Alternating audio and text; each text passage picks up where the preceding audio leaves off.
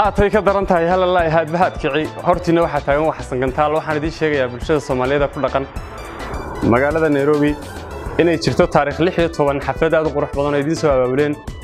Somali Night Limited aniga iyo asxaab badan iyo fanaaniinta reer Nairobi baa ka soo qayb gali doonta wixii aad iga barateen wanaagsana oo wax kale ku soo daray baan ugu idin ka baafum gareyn doona waxaan idin leeyahay kulligiin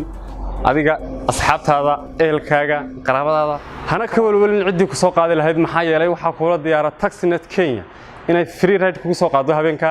gurigaaga hortiisa ku joogtaa labiskaaga soo qurxiso soo diyaar garow kiyosigaad soo shanlayso soo dhawaada kulligiin saddexna ka tilmaaman tashiga wanaagsan عشقا utixraacay tayoy quruxdaada talan ku samayn banaari ku dhaxtaala Nairobi ku dhaxtaa halkaas ay noo joogaysaa soo dhawaada dhamaantiin oo wada ciyaar doona habeenkaas aan wada caawin doonaa in badan